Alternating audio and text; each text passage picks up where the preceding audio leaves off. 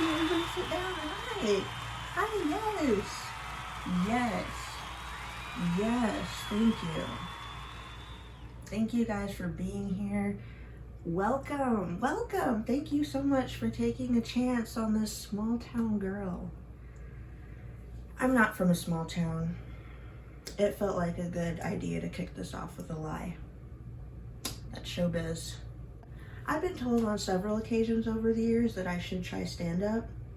It was usually after I said something that wasn't a joke, but the person found hilarious. Things like, I'm dead inside. I'm just here for the free food. So yeah, I wasn't sure I could make that work. Like, how do I take my little everyday one-liners and turn them into 15 to 90 minutes of knee-slapping fun for the whole family? Which I assume is every comedian's goal, am I right, Bob Saget? It was a weird choice to say his name, he's dead. But the joke was that his stand-up wasn't family-friendly, so that's what I was trying to do. Next time I'll say Pete Davidson or something. Clearly I don't know what I'm doing. How do I turn my not jokes into jokes? Let's try. Knock knock. Who's there? I'm uncomfortable. I'm uncomfortable who? I'm uncomfortable, please leave me alone. Did it work? Are you laughing because you found it funny, or do you feel compelled because I'm a black woman and you don't want to be called a racist misogynist? You're also probably not sure if I'm a little bit gay or genderqueer in some way, and that makes you even more nervous. Well, unfortunately, I'm not gay.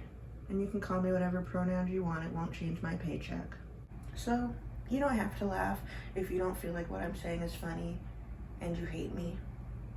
With that blessed assurance, let's try another. Why did the chicken cross the road? I don't know, but were I the chicken, I'd wager it was to avoid having to interact with or acknowledge a chicken that was approaching from the opposite direction. Okay, you hate me, good to know, thank you. Another reason I didn't go into stand-up is because I just don't want to put the work in. I mean, can you, like, having to come up with and assemble all this material, it's homework. I know it may surprise some of you, but I am not a homework type of girl. I work very hard at my job and on random projects I come up with out of the blue, but deep down, right on the surface, I just want to be free. I was homeschooled by my mom. We didn't have a normal high school graduation. It was much more free form, intangible even. Toward the end of my homeschooling journey, she just said, here's the GED test prep book. You finish that and you're graduated. So I made it about halfway through-ish, whatever. And I was like, that's enough, I'm done. And I just started telling people I graduated. Who cares? I took some community college classes. I completed my assignments. I got good grades, but I very rarely did the reading. I don't know, it's never been my thing. So the idea of sitting down and writing a whole show's worth of material, multiple shows really, because you can't just do one and retire on your millions. Am I right, Robin Williams? Oh no, I did it again. And then you have to present your work to a crowd of people that may be too dumb to grasp your comedic genius. Very unappealing. I also don't like the idea of being in the industry. I don't want to be one of those people that walks around talking about tight fives and riffing and bits and callbacks. You see, I've already picked up some of the lingo. It feels yucky. You may know this already, but for the uninitiated, a tight five is essentially a 5-minute set, super cute. You keep it in your back pocket, and then you just whip it out, you get a ton of laughs, you drop the mic, and you get the hell out of there. For example, say you walk into a cave, and immediately there's just blood, there's carnage everywhere, stay with me. And 3 of your friends are huddled in like this mass of panic and fear and crying. And you go, guys, what is going on? Because this is crazy. And they go, it's the Ogre King. He hasn't laughed in 20 years and he's furious. He said if nobody can make him shit his pants with laughter, he'll kill us all. He's already killed Gregory and Louisa and Amanda. You go, well, what the heck, guys? Tell them a joke. And they go, Diane, we're not funny, please. Do you have a tight five prepared? And you go, well, damn, no. I was gonna write one, but it was too much work and I'm not a homework type of girl. That's a callback. And you go, don't worry, I'm great at riffing. Riffing is essentially improv, and sometimes it involves crowd work. So you point to the giant ogre king and you go, you sir, what's your name? And he says, Dimitri, as he wipes Louise's blood off his mouth. And you go, Dimitri, what kind of ogre king name is that? Are you like a Russian spy? And he goes, hey, fuck you. And you go, fuck me? Oh, please take me to dinner first. He takes two of the remaining friends and smashes their heads together. And you go, okay, damn, I'll do my type 5. The one remaining friend, Jessica, she goes, you mean you had a type 5 in the chamber this whole time and you didn't fire it off? And you go, I don't know why you're speaking in strange metaphors, but yes, Jessica. I was keeping my cards close to the chest so as not to reveal my hand before the open mic next week. And she goes, you idiot! You can do the same material more than once. People do it all the time. And you go, I know, but it's never sat right with me because what if the same person goes to multiple shows and then they've already heard the jokes? And then the ogre grabs Jessica and bites her head off. And you know, you've got to work fast. So you do your type 5 and the ogre king sits through the whole thing and then he kills you because it wasn't funny, because you've never performed it in front of a live audience and you robbed yourself of the opportunity to refine the act. That was just a fun little story to teach you a little bit about the world of comedy. You can see why I was in no rush to jump into it. If you're not funny, you and all of your friends will die.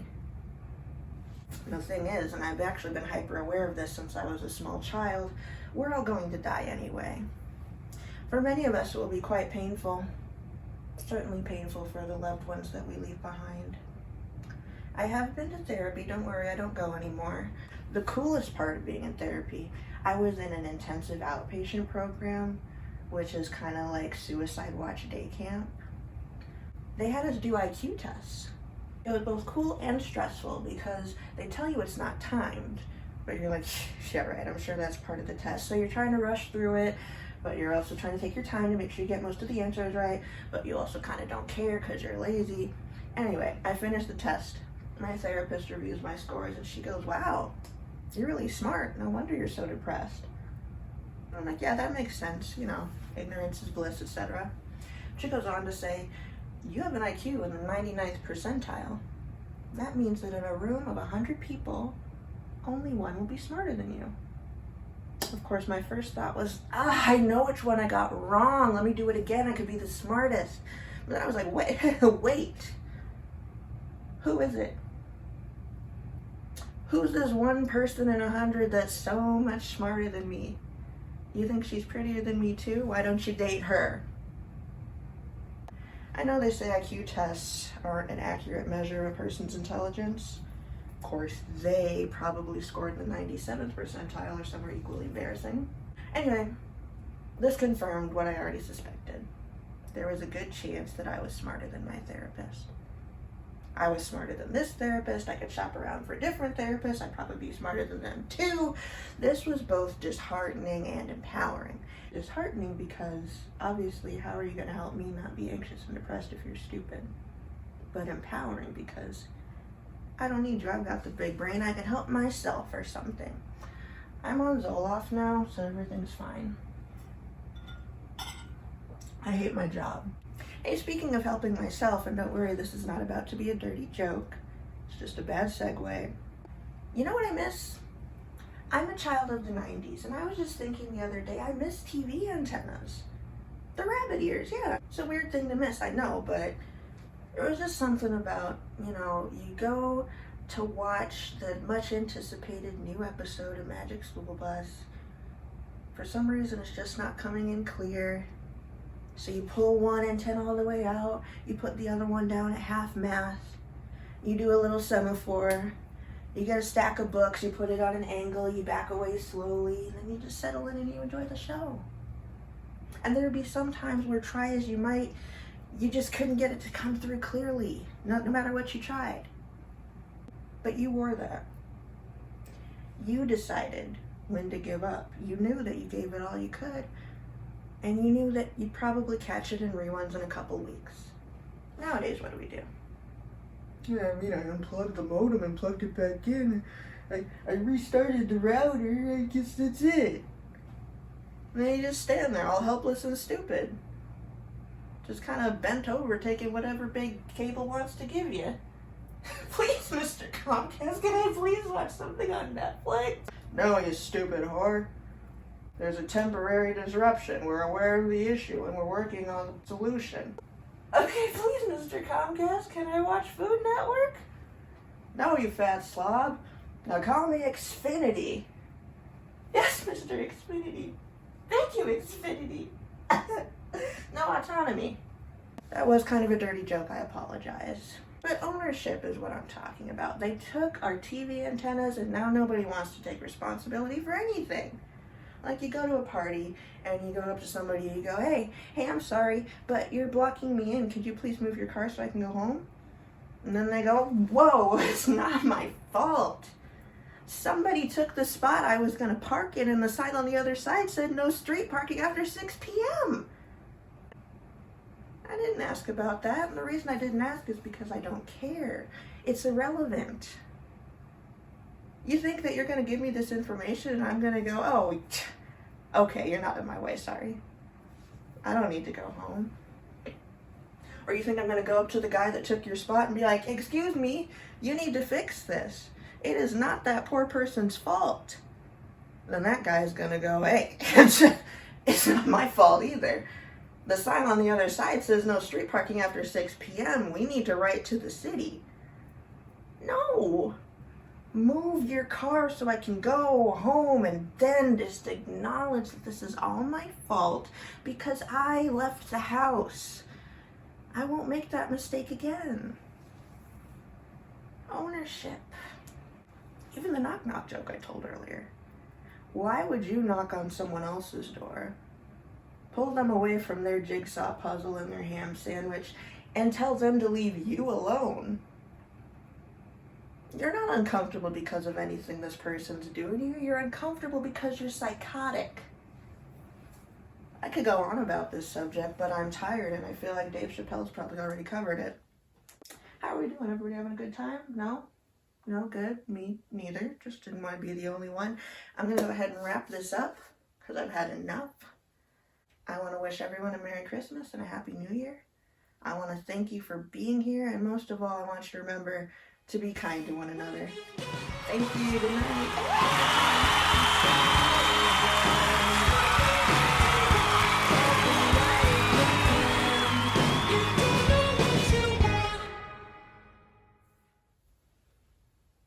A priest and a rabbi walk into a bar. Unfortunately, I'm with them because I was invited and I haven't learned to say no.